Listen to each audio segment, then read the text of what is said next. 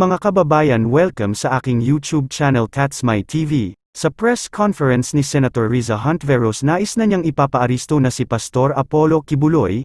Kung bakit, mas magandang panoorin at pakinggan na lang po natin siya.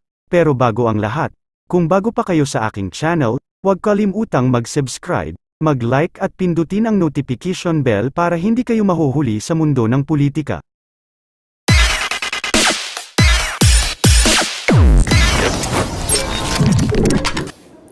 Nitong Biyernes, naglabas na ng paliwanag si Apollo Kibuloy through his counsel kung bakit hindi siya dapat arestuhin.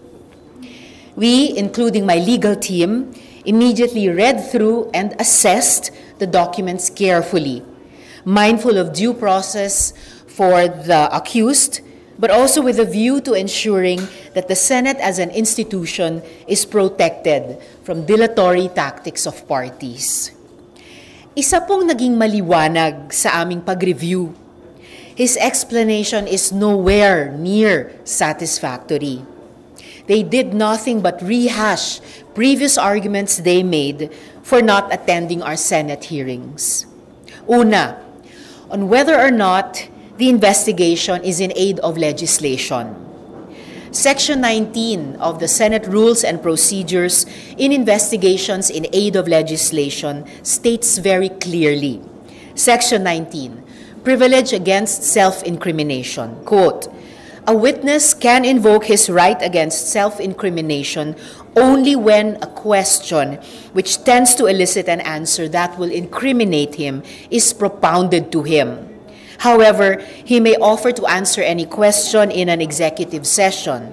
No person can refuse to testify or be placed under oath or affirmation or answer questions before an incriminatory question is asked. His invocation of such right does not by itself excuse him from his duty to give testimony. Close quote. Mas malinaw pa sa sikat ng araw, dito pa lang tapos na dapat ang usapan. Kung sumabaybay siya sa aming pagdinig, ilang beses ko din pong inulit-ulit yung mga areas for additional legislation na lumilitaw dahil sa mga paratang sa kanya. Pero uulitin ko ulit kasi medyo mahaba pa naman ang pasensya ko. The hearing surfaced potential gaps in legislation, including the question of consent in rape and sexual abuse in the context of secretive religious organizations, secretive charismatic religious organizations, the treatment of religious volunteers in labor and occupational safety laws, and liabilities for human trafficking and other capital crimes when religious freedom is invoked. Proposed Senate Resolution number 884 actually mentioned with specificity the legislative purpose of the investigation and the desired reforms in our human trafficking laws. Pangalawa, on whether or not the resolution is incriminatory and violates the due process of respondent. Again, we never claim to be the judge. Hindi po hukom ang Senado. A Senate resolution has no effect and force of law and can make no such legal determination of guilt nor deprive anyone, including Kibuloy, of life, liberty, or property as a result of its material averments or findings. Dagdag pa, written and oral reports of legislators, including proposed Senate resolutions, in the course of our duties, are protected speech and can, by their nature, be incendiary and provocative. Pangatlo, on whether or not the proper forum to hear the controversies surrounding the respondent is a court of law. Nagrule na po ang Korte Suprema tungkol sa katulad na issue. In the 2009 case of Romero et al. Versus Estrada and Senate Committee on Labor and Employment, The Supreme Court said that despite the pendency of a criminal or administrative case, the Senate is allowed to conduct an inquiry in aid of legislation, and very clearly held that, quote, "The court has no authority to prohibit a Senate committee from requiring persons to appear and testify before it in connection with an inquiry in aid of legislation in accordance with its duly established rules of procedure," close quote. Duly published rules of procedure. At pang-apat, on the propriety of setting aside the contempt order. Quiboloy is already in contempt. Hindi na po mababago iyan. Nagkaroon ng objection, pinagbigyan alinsunod sa rules. Pero hindi pa rin nakabuo ng majority signatories. Kaya it is clear as day, my ruling is in motion.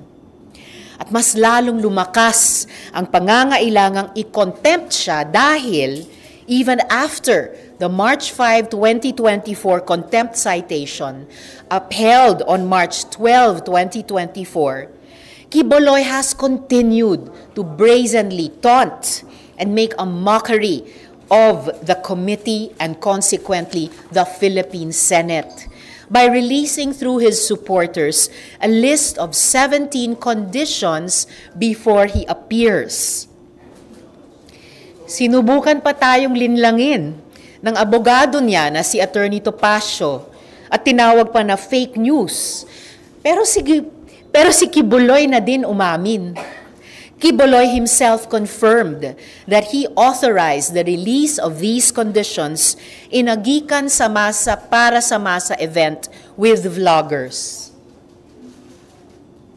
Hinamon ko siya, 17 ang hamon ko sa iyo, 17 conditions. Harapin mo yan. Kung di mo maharap yan, magdebate tayong dalawa. Wala dyan sa iyong court. Ang court mo kasi, nakatali ang kamay ng tao dyan eh. Parang boxing, pumunta ka, nakatali ang kamay. Kung basketball naman, kami sumusunod sa rules. Kayo walang rules. Tinatakbo niyo yung bola sa gusto niyo. Walang dribble, wala kayong foul. Sila na referee. Kangaroo court po. Doon naman sa boxing, siya ang boxer, siya ang referee, siya pa rin ang judge. Siya panalo. Siya panalo. Pastor, may press con si si Senator. This level of mockery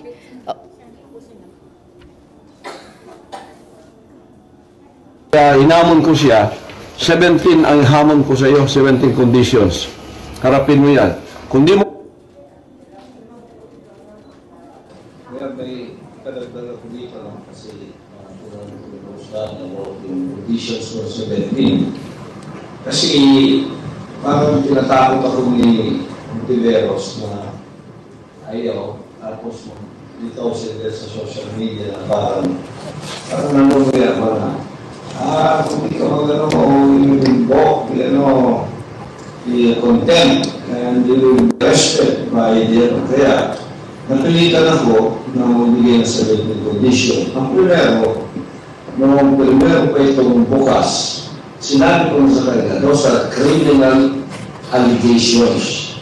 They are not supposed to be heard there in the Senate. Diretso ka na doon sa fiscal kasi meron naman kayang mga affidavit yan sinabi mo.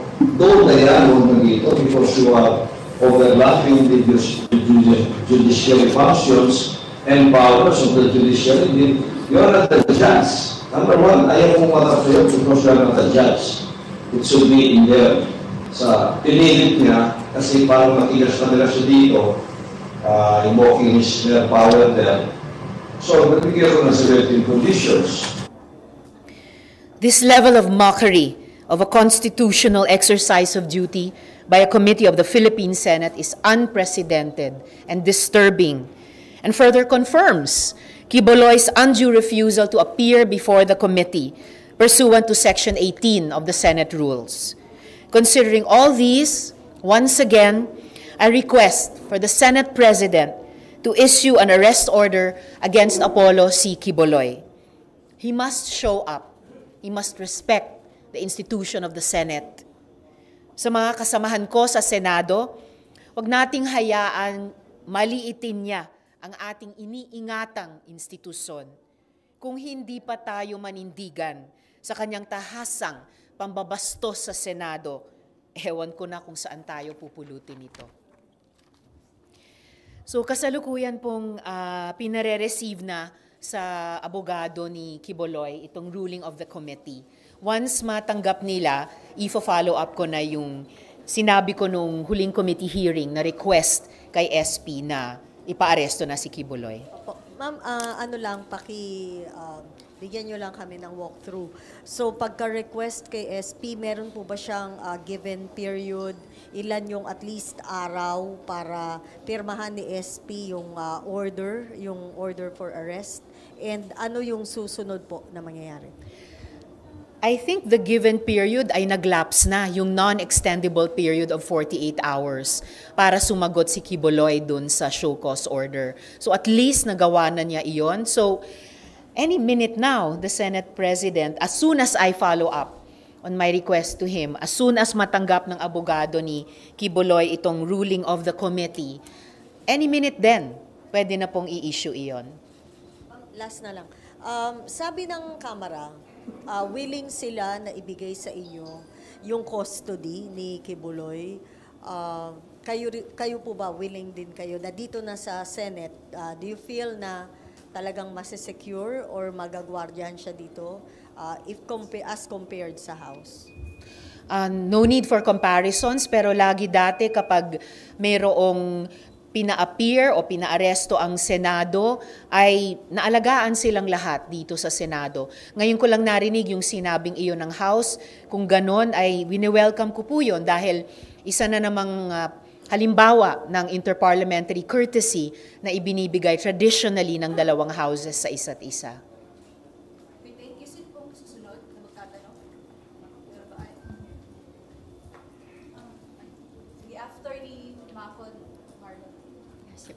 Good morning, ma'am. Morning. Ma'am, do you feel you are facing a big challenge here? Kasi meron siyang mga kakamping senators and Quiboloy has been defiant of any order and he believes that he is above the law. He's really challenging, pero at least hakbang-hakbang na ipapakita ng Senado na hindi talaga siya above the law. Hindi po ako nababahala o ano paman kung meron akong mga kasamang senador na sumusuporta sa kanila dahil yun naman po ay karapatan ng bawat isa sa amin magkaroon ng sariling posisyon. At mabuti, meron namang rules ang Senado na aming lahat na sinusunod.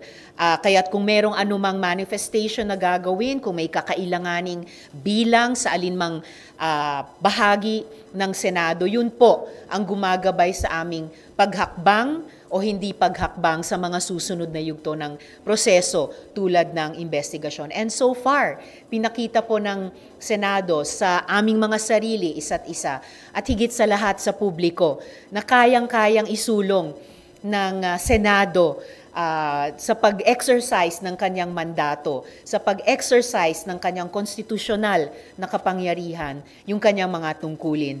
Partikular at lalong-lalo na sa ganitong usapin ng hustisya para sa mga babae at mga menor de edad. Good morning. Ma'am, as previously pointed out, ibang-iba yung naging kaso dito kay Quiboloy doon sa iba pang resource persons. For example, yung kay Senyor Aguila.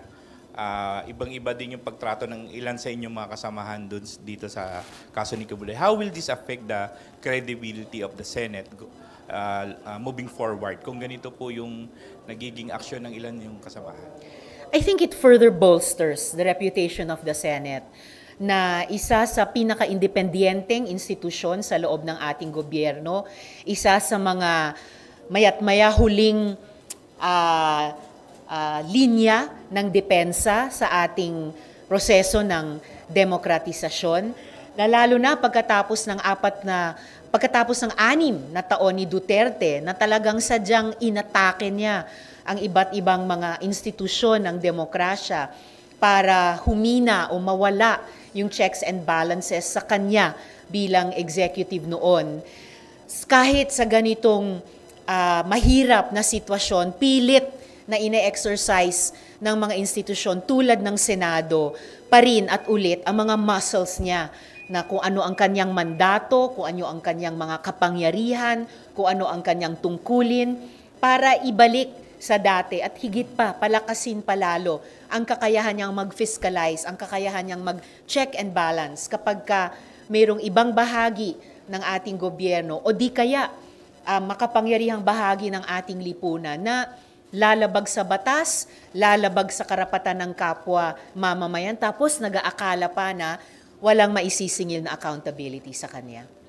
Ma'am, have you made the necessary arrangement po kung sakaling maaresto na si Kibuloy dito sa Senate? Yung security niya, kasi yung inaalala din ng ibang senator like Senator JV, kaya nila pinupush yung mag-zoom na lang yung pag-testify ni Kibuloy. Well, gaya ng sinabi ko po dati, magpakita muna si Kibuloy ng kahandaan humarap sa komite bago siya humingi ng kung ano-anong leeway tulad ng iba't ibang paraan ng pagharap. At gaya ng nabanggit ko rin dati, may precedent na hindi pagbigyan ang ganyang klaseng hiling dahil precisely din pahihinain yung kakayahan ng Senado magpa-appear kahit minsan sa isang investigasyon ng bawat resource person. Ang suma total ng pag-appear pa ni Kibuloy sa ngayon sa Senado, sa komite, ay 0. No? At sa kahandaan, lagi namang ipinakita sa nakaraan and at any moment, nananalig ako na handa ang buong Senado at anumang bahagi niya alagaan at panghawakan ang seguridad ninumang resource person na aming paarestohin at paaapirin sa isang Senate hearing. Ma'am Cecil, bago yung custody, ma'am, nandun yung hinaharap natin that if ever magkaroon ng warrant, i-arrest siya. What if may resistance? And hingi ba kayo ng tulong sa PNP? Kasi considering yung strength ng OSA, hindi kakayanin if ever. Ano po yung nakikita natin? Although it's an operational thing, you might want to give us some oversight po. Buwang paniniwala ko sa kahandaan at kakayahan ng OSAA bilang frontline ng security ng Senado, gawin muli ang kanilang tungkulin. Tulad ng pag-serve nila ng subpoena kay Kibuloy dun mismo sa address niya sa Davao. Tulad ng isinagot ng DILG sa isang hearing, kung hingin namin sa pamamagitan ng OSAA ang tulong ng PNP, ay pwedeng-pwede po naming hingiin yon. At tulad sa mga raming pagkakataon noon na hiningi, pati ng aming komite, ang tulong ng PNP o ng NBI sa ganitong klaseng mga investigasyon, ay naging laan naman po sila na ipagkaloob iyan, kaya umaasa pa rin ako sa dati na nilang pagtulong. Magtatanong po tayo sa DILG or sa PNP kung possibly merong physical resistance pagka i-arrest doon. Kasi di ba natatandaan mo yung kay Cleo po?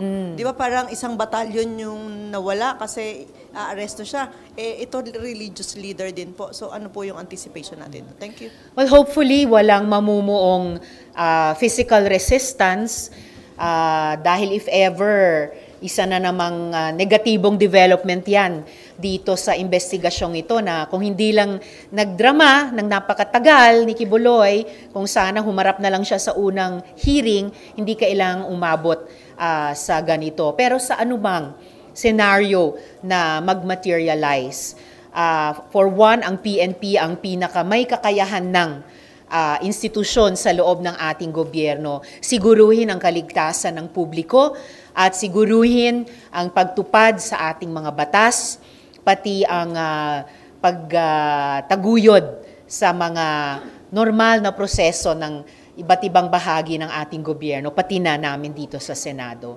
Hopefully, wag namang maging bloody kasi considering may mga armed bodyguards po si Kibuloy. Of course, higit sa lahat, hopefully hindi maging madugo ang anuman. At gaya ng nabanggit ko kanina, kung anuman ay tiwala ako, handang-handa ang PNP panatilihing maayos at mapayapa yung mga proseso ng Senado at siguruhin na madala dito o so kung alingmang institusyon ang magkukustodiya sa kanila kay Kibuloy para sa wakas sumagot na sa mga tanong tungkol sa mga marami at seryosong akusasyon sa kanya. Okay, next po. Siya ulit. Ma'am, habol lang ako ng tanong. Yung, ma'am, related dun sa tanong ni Marlon kanina, kayo ba, ano yung nakikita nyo? Saan kumukuha ng lakas ng loob, ng tapang si Kibuloy? Bakit grabe yung resistance po? Posibleng matagal na kasi niyang ginagawa itong mga akusasyon sa kanya. And so far, nakatakas siya, scot-free. Kaya hindi talaga mauubos yung pagpapasalamat ko sa ating mga matatapang na victim survivors. Kahit yung ilan sa kanila, ilang taon na ang nakalipas, nagbuo po silang lahat, bawat isa, ng lakas ng loob na sabihin ang kanilang kwentong buhay at maghabol talaga ng hustisya. Kung hindi dahil sa kanila, hindi maglalakas loob yung iba pa na dahan-dahan ay lumapit din sa aking opisina at sa aming komite para ikuwento nga ang kanilang katotohanan at yun na nga po habulin ang katarungan. Pero kayo ba, ma'am, nararamdaman nyo po ba or may nakikita ba kayo na somehow parang may nagpo-protect din kay Kibuloy kaya ganun na lang yung tapang niya? Mukhang meron talagang nagdadagdag sa lakas ng loob niya, mga nagprotekta sa kanya, baka hindi lang ngayon, kundi sa nakaraang mga taon, at may mga anggulong ganoon na lumalabas sa aming mga pagdinig. Yung testimonya ni Elias David ba or Elias Rene, na gardener doon sa Elias Rene, na gardener doon sa mountain ni Kibuloy, na meron daw siyang nasaksihang dating presidente, ngayon VP, na dumalaw daw doon, na nung sa pagdalo na iyon, meron daw ibinabang mga sako at nung ito'y inunload ay ang mga laman ay iba't ibang klaseng mga baril. Tapos yung kamakailang pag-appoint niya ni Kibuloy kay Duterte bilang administrador ng kanyang mga properties dito sa Pilipinas. So mukhang hindi siya nag-iisa. Kung gusto nating i-cite lang yung mga makapangyarihan o mayaman na nakapaligid sa kanya. At kanina lang, yung video, nung kanyang pinangangalandakan, yung kanyang 17 sets na mga kondisyon, kasama niya si Duterte. So ito, anong plano nyo or kasi obviously hindi dito magtatapos, hindi magtatapos sa arrest lang. Ito po ba ay lalawak pa? Kasi kung may ganong lakas ng loob, merong possible mga accomplice or protectors nga po. Well, so far, meron kaming at least isa pang pagdinig na harinawa doon na makaharap at sagot si Kibuloy. May at least isa kaming bagong resource person mula sa national government agencies, ang Anti-Money Laundering Council, dahil doon sa testimonya ni Ms. Reynita na binigay yung buong pangalan niya at pinakita yung kanyang muka, na yung mga savings accounts nilang mga OFW sa Singapore ay ginagamit para magpadala ang ibang mga tao ng mas malalaking halaga kay Kibuloy sa Davao.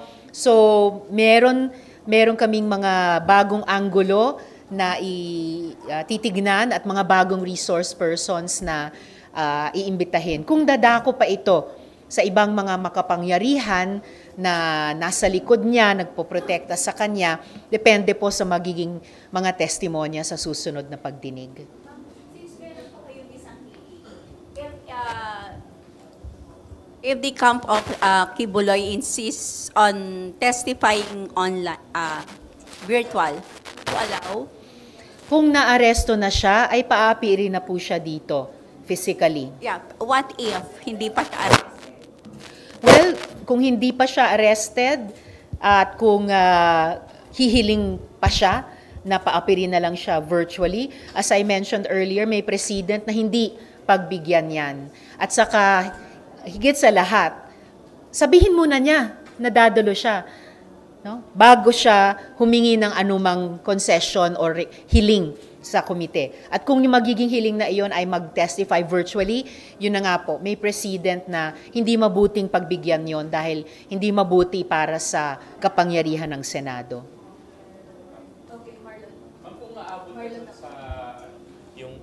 Kung yung investigation niya mapupunta na dun sa usapin ng mga OFWs o dating miyembro na napopersang magbigay ng kanilang sweldo o pera kay Kibuloy, will that warrant eventually the presence of former President Duterte since he's now the administrator of the properties?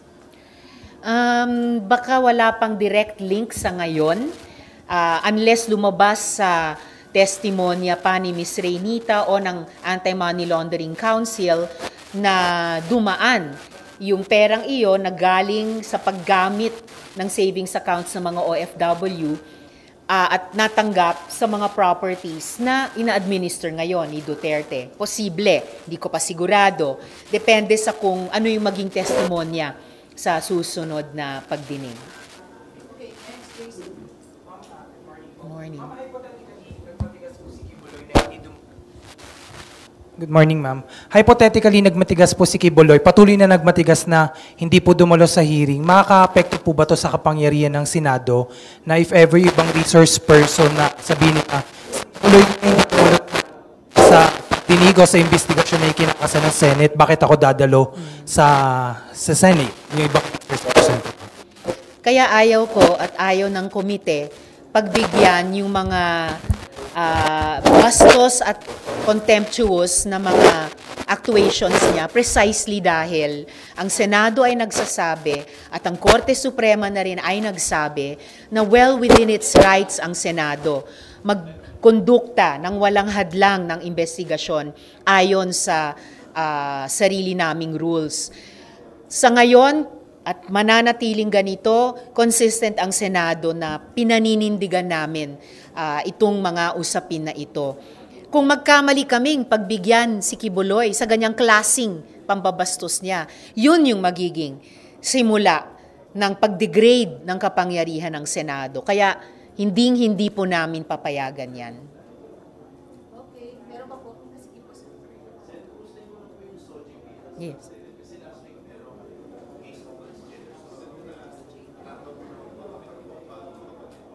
Yes. Yung SOGI Equality Bill dito ay pending pa rin hanggang sa ngayon. Pero batid po namin at lalong batid ng community yung kasong iyon. Ang balita ko po ay aalamin, di umano balita ko lamang po sa pamamagitan nyo sa media, aalamin pong yung kasong iyon ng Manila City Government dahil meron po silang local ordinance.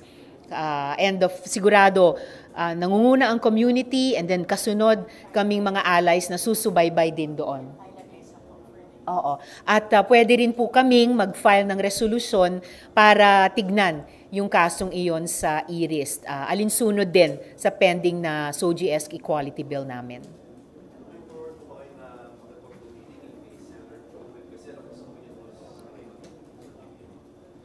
Yes, patuloy akong makikipag-ugnayan sa Senate leadership at ang bawat miyembro ng Senado para sa wakas maipasa din ang SOGI-esque equality bill. Okay, sorry ka lang nito lang po. At this point, kahit nasabihin na parang nandun yung direction na